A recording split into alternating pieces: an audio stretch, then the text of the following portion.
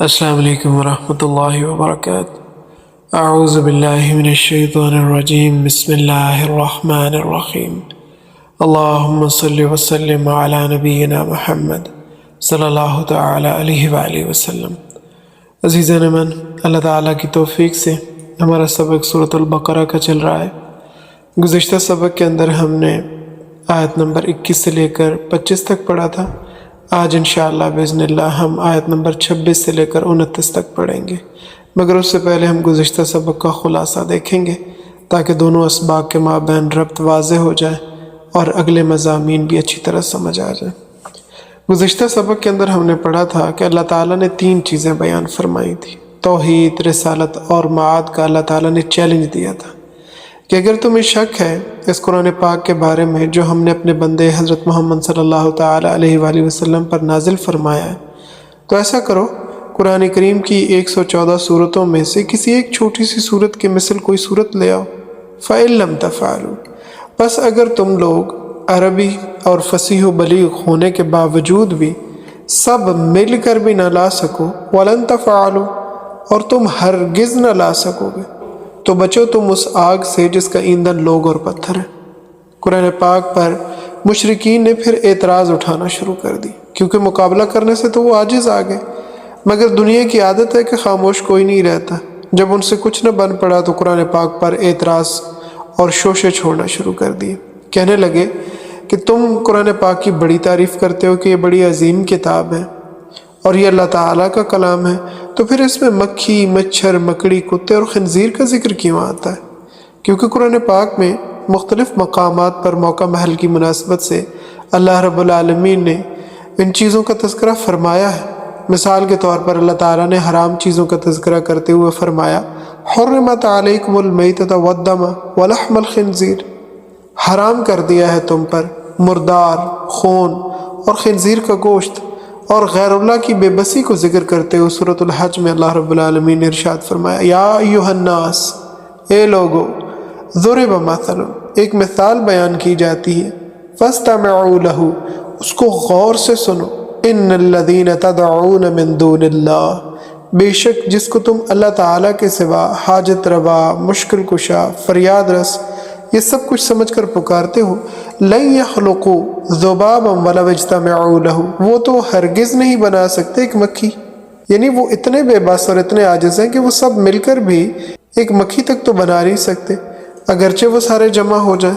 اور اسی طرح شرک کی تردید کرتے ہوئے 20ویں پارے کے آخر میں اللہ رب العالمین نے ارشاد فرمایا، مثل الذین، مثال ان لوگوں کی، اتخذوا من دون اللہ اولیاء، جنہوں نے بنایا اللہ تعالیٰ کے سوا کارساز، کمثل العنکبوت، مکڑی کی طرح ہے، اتخذت بیتا، جس نے بنایا اپنا گھر، وَإِنَّ أَوْهَنَ الْبُيُوتِ لَبَيْتَ الْعَنكَبُوتِ، اور بے شک تمام گھروں سے کمزور البتہ مکڑی کا گھر ہے۔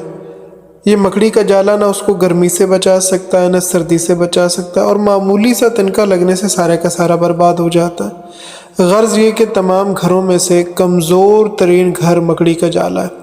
اور اگر کوئی مکڑی سے پوچھے کہ اتنا بڑا مکان، اتنی مضبوط چھت، اس کے اندر رہتے ہوئے تم محفوظ نہیں ہو جو تم اپنا گھر بناتی ہو؟ بالکل یہی حال مشرکوں کا ہے کہ اللہ تعالیٰ قادر مطلق ہے، اس پر یقین نہیں آتا، اس سے نیچے چھوٹے چھوٹے کارساز تلاش کرتے پھرتے ہیں۔ اللہ تعالیٰ ہر طرح کی نافرمانی سے ہماری حفاظت فرمائے۔ کبرت کلمۃ تخرج من افواہہم، سورۃ الکہف کے اندر اللہ رب العالمین ارشاد فرماتے ہیں، بڑی سخت بات ہے جو ان کے منہوں سے نکلتی ہے۔ ظالم مشرک اپنے شرک پر ساری دلیلیں اپنے ہی اندر سے نکالتے ہیں۔ اسی طرح قرآن کریم میں کتے کا بھی ذکر آتا ہے، تو مشرکوں نے یہ اعتراض کر دیا کہ جب قرآن کریم اللہ تعالیٰ کا کلام ہے تو اس میں ان چیزوں کا ذکر کیوں ہے؟ اللہ تعالیٰ نے اس کا جواب ارشاد فرمایا، ان اللہ، بے شک اللہ تعالیٰ، لا یستحی، نہیں شرماتا، ان یضرب مثلا ما، یہ کہ بیان کرے کوئی مثال جو تمہیں سمجھانے کے لیے ہو، بعوضۃ فما فوقها، فرض کرو وہ مثال مچھر کی ہو یا اس سے بڑی ہو، یعنی اس کے باریک ہونے میں اس سے بڑی ہو یا موٹا ہونے میں اس سے بڑی ہو۔ مثالیں تو میں سمجھانے کے لیے ہوتی، جیسے حضرت عیسیٰ علیہ السلام کے زمانے میں یہودیوں کے جو مذہبی پیشوا تھے، انہوں نے سارے کا سارا دین کا نقشہ ہی بگاڑ دیا تھا۔ یہودی اسی طرح کرتے تھے کہ چھوٹی چھوٹی باتوں کو توجہ دیتے تھے اور بڑی بڑی باتوں کی پرواہ نہیں کرتے تھے۔ حضرت عیسیٰ علیہ السلام نے ان کو سمجھانے کے لیے فرمایا کہ تمہارا حال تو یہ کہ تم مچھروں کو چھانٹتے اور اونٹوں کو نگل جاتے ہو، یہی چھوٹی چھوٹی باتوں کا خیال کرتے اور بڑی بڑی باتوں کی طرف دھیان ہی نہیں دیتے۔ فَأَمَّا الَّذِينَ آمَنُوا، بس بہرحال وہ لوگ جو ایمان لائے، فَيَعْلَمُونَ، بس وہ جانتے ہیں، أَنَّهُ الْحَقُّ مِن رَبِّهِمْ، کہ یہ مثالیں حق ہیں ان کے رب کی طرف سے۔ وَأَمَّا الَّذِينَ كَفَرُوا، اور بہرحال وہ لوگ جو کافر ہیں، فَيَقُولُونَ، بس وہ کہتے ہیں، مَاذَا أَرَادَ اللَّهُ بِهَذَا مَثَلًا، کیا ارادہ کیا اللہ تعالیٰ نے ان مثالوں کے ذریعے سے؟ کہیں مکڑی کا ذکر ہے، کہیں مکھی کا، کیونکہ ان کے دماغ ٹیڑھے تھے، اسی لیے کہ وہ ہدایت چاہتے نہیں تھے، ہدایت کے طالب نہیں تھے، اسی طرح کے اعتراض کرتے تھے۔ اللہ تعالیٰ فرماتے ہیں یضل بہ کثیرا، اللہ تعالیٰ گمراہ کرتا ہے اس کے ذریعے بہتوں کو، جن کے دماغ صاف نہیں ہوتے، ضدی ہوتے، محض اعتراض کرنے والے ہوتے اور ماننے کے لیے تیار نہیں ہوتے، اللہ تعالیٰ ان کو گمراہ کرتا ہے ان مثالوں کے ذریعے سے۔ وَيَهْدِي بِهِ كَثِيرًا، اور ہدایت دیتا ہے ان کے ذریعے سے ہی بہتوں کو، جو سمجھتے ہیں کہ اللہ تعالیٰ سمجھانے کے لیے مثالیں دیتے ہیں، جو حق کی تلاش میں ہیں، جو طلبگار ہیں۔ کوئی سائل ہو تو ہم شان کئی دیتے ہیں، ڈھونڈنے والوں کو دنیا بھی نہیں دیتے، اور جو ماننے کے لیے تیار نہ ہو ان کے لیے پھر گمراہی ہے، اور جو ماننے کے لیے تیار ہو ان کے لیے ہدایت ہی ہدایت ہے۔ وَمَا يُضِلُّ بِهِ إِلَّا الْفَاسِقِينَ، اور نہیں گمراہ کرتا ان مثالوں کے ذریعے مگر نافرمانوں، جو نافرمان ہوتے ہیں ان کے لیے یہی مثالیں گمراہی کا باعث ہیں، اور جو ماننے والے ہوتے ہیں، جو طلبگار ہوتے ہیں، یہی مثالیں ان کے لیے ہدایت کا پیش خیمہ ثابت ہوتی ہیں۔ جو حق کو نہیں مانتے فاسق فاجر ہیں، اور اس سے آگے فاسقین کی صفات کی وضاحت ہو رہی ہے۔ اس سے پہلے ہم نے متقین کی صفات پڑھی تھی سورہ بقرہ کے آغاز کے اندر، اب فاسقین کی صفات بیان ہو رہی ہیں۔ اللہ رب العالمین ارشاد فرماتے ہیں الذین ینقضون عہد اللہ، فاسق فاجر نافرمان وہ ہیں جو توڑتے ہیں اللہ تعالیٰ کے عہد کو، من بعد میثاقہ، اس کو مضبوط کرنے کے بعد۔ اس عہد سے کون سا عہد مراد ہے؟ تو مفسرین کرام کی مختلف اقوال ہیں۔ مفسرین کرام کا ایک طبقہ یہ کہتا ہے کہ اس سے وہ عہد مراد ہے جو اللہ تعالیٰ نے عالم ارواح میں تمام انسانوں سے لیا تھا، حضرت آدم علیہ السلام سے لے کر آخری انسان تک، جو بھی اللہ تعالیٰ کے علم میں ہے وہ پیدا ہونے والے تھے، سب کو ظاہر فرمایا اور ان کو عقل و شعور دیا، اور پھر ان سے پوچھا الست بربکم، کیا میں تمہارا رب نہیں ہوں؟ سب نے بیک زبان کہا قالوا بلا، کیوں نہیں، تو ہمارا رب ہے۔ اور دنیا میں آ کے انسان اس عہد کو بھول گیا، جبکہ مفسرین کا دوسرا گروہ یہ کہتا ہے کہ اس عہد سے مراد کلمے والا عہد ہے، کہ جب ہم کلمہ طیبہ پڑھتے ہیں لا الہ الا اللہ محمد الرسول اللہ صلی اللہ علیہ وآلہ وسلم، تو اس میں اللہ تعالیٰ سے وعدہ کرتے ہیں کہ ہم اللہ تعالیٰ کی ذات کے سوا کسی کو معبود نہیں مانیں گے، اور حضرت محمد صلی اللہ تعالیٰ علیہ وآلہ وسلم جو اللہ تعالیٰ کے رسول ہیں انہی کے نقش قدم پر چلیں گے، ان کے علاوہ کسی اور کا کوئی طریقہ اختیار نہیں کریں گے۔ کتنے لوگ ایسے ہیں جو اس عہد کو قائم رکھتے ہیں، آپ صلی اللہ تعالیٰ علیہ وآلہ وسلم کے نقش قدم پر چلتے ہیں، اور کتنے لوگ ایسے ہیں جو اس عہد کو توڑتے ہیں اور غیروں کے طریقے پر چلتے ہیں۔ کھلی چیز کے لیے تو دلیل کی ضرورت نہیں ہوتی، جو اس عہد کے مطابق جی رہے ہیں وہ بھی میرے آپ کے سامنے ہیں، اور جو اس کی مخالفت میں جی رہے ہیں وہ بھی میرے سامنے۔ اللہ تعالی ہمیں اصلاح کرنے کی توفیق اور اسباب عطا فرمائے۔ اسی طرح جب ہم ایمان مجمل اور مفصل پڑھتے ہیں تو اس میں بھی عہد کرتے ہیں وَقَبِلْتُ جَمِيعَ احکامی، اور میں نے اللہ تعالیٰ کے تمام احکام کو قبول کیا۔ اس پر بھی غور کر لیں اور ہم اپنے گریبان میں جھانک لیں کہ ہم کتنے احکام مانتے ہیں۔ وعدہ تو ہم نے کر لی، لیکن ہم کتنا ہی اس کے مطابق جی رہے ہیں۔ الست والے وعدے پر کتنے قائم ہیں، کلمے والے عہد پر کس قدر قائم ہیں، اور قبلت جمیع احکامی والے عہد پر کتنا عمل کر رہے ہیں۔ اور ضرور بے ضرور غور کرنا چاہیے، کیونکہ عہد توڑنے والے کو اللہ تعالیٰ نے فاسقون فرمایا۔ یہ الارمنگ کنڈیشن ہے۔ ہم جس طرح کی زندگی بسر کر رہے ہیں وہ کس سے ریزمبلنس پا رہی ہے۔ فاسقین کی دوسری صفت اللہ تعالیٰ بیان فرماتے ہیں وَيَقْطَعُونَ مَا أَمَرَ اللَّهُ، اور توڑتے ہیں اس چیز کو جس کے بارے میں اللہ تعالیٰ نے حکم دیا ہے أَن يُوصَلَ، کہ اس کو جوڑا جائے، یعنی اللہ تعالیٰ حکم دے رہے ہیں اسے جوڑو، اور فاسقین کیا کرتے ہیں، وہ اس کو توڑتے ہیں۔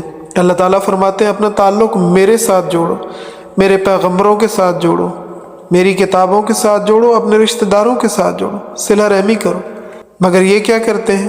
نہ اللہ تعالیٰ سے تعلق جوڑتے ہیں، نہ اس کے انبیاء سے، نہ اس کی کتابوں کے ساتھ، اور نہ ہی رشتہ داروں کے ساتھ، یعنی صلہ رحمی کے بجائے قطع رحمی کرتے ہیں۔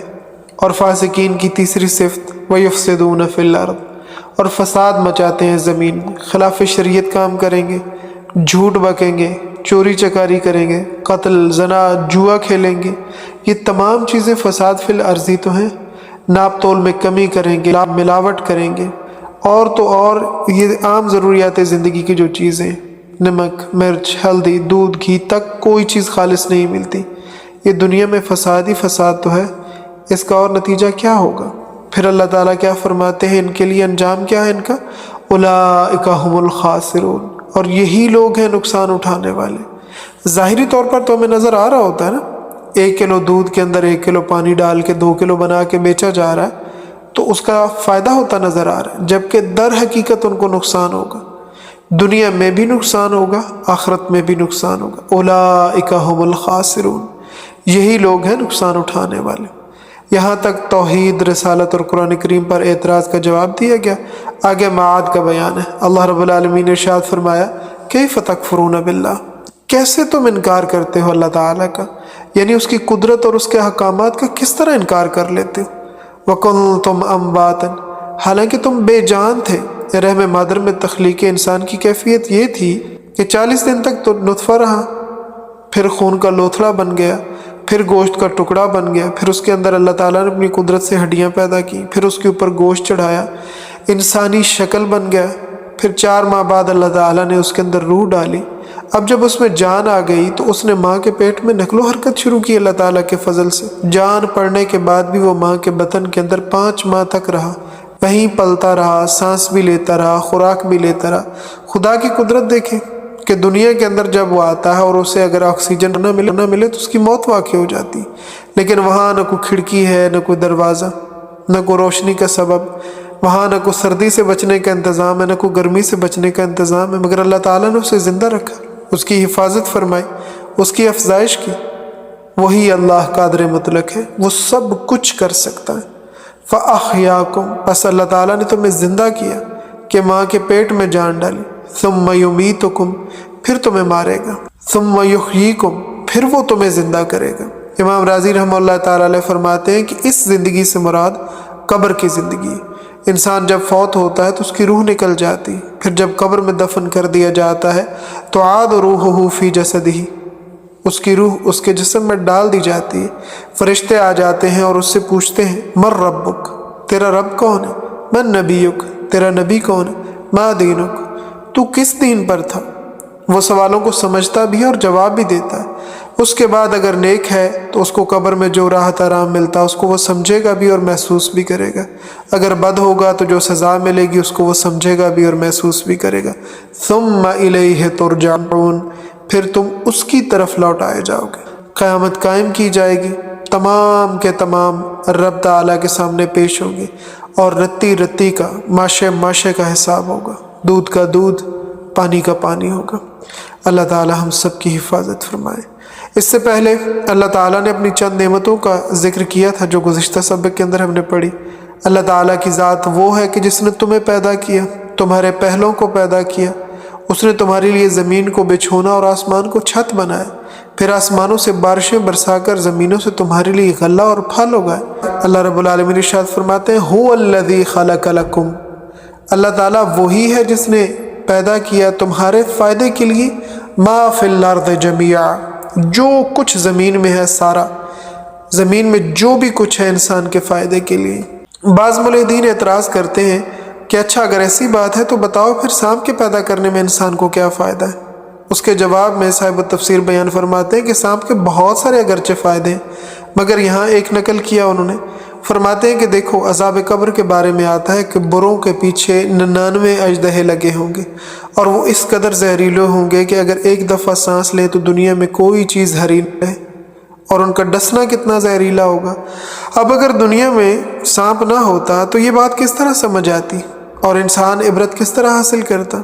حالت یہ ہے کہ مجمع میں اگر چھوٹا سا سانپ نظر آ جائے تو مجمع بدحواس ہو کر بکھر جاتا ہے، اور قبر میں اتنے زہریلے سانپ ہوں گے وہ ڈسیں گے اور آدمی بھاگ بھی نہیں سکے گا، تو یہ فائدہ ہوا یا نہیں؟ اس سے عبرت حاصل ہوتی ہے نا۔ فائدہ کا معنی محض یہ نہیں ہوتا کہ کوئی بھی چیز اٹھا کے انسان اپنے پیٹ میں ڈالے تو سمجھے کہ فائدہ ہو گیا، بلکہ عبرت حاصل کرنا بھی فائدے میں شامل ہے۔ ثم استوى الى السماء، پھر اس نے ارادہ کیا آسمان کی طرف، فسواہن سبع سماوات، بس برابر کر دیا ان کو 7 آسمان اپنی قدرت سے۔ یہ تمام چیزیں زمین آسمان اللہ تعالیٰ نے تمہارے ہمارے فائدے کے لیے بنائے۔ وَهُوَ بِكُلِّ شَيْءٍ عَلِيمٌ، اور وہ ہر چیز کو بخوبی جانتا ہے، کوئی چیز اس کے علم اور قدرت سے باہر نہیں ہے۔ اللہ تعالیٰ ہمیں اپنی ذات کا یقین نصیب فرمائے، اپنے احکام کو نبی صلی اللہ تعالی علیہ وآلہ وسلم کے مبارک طریقوں کے مطابق کرنے کی توفیق اور اسباب عطا فرمائے۔ سبحانک اللہم وبحمدک، نشہد ان لا الہ الا انت، نستغفرک ونتوب الیک۔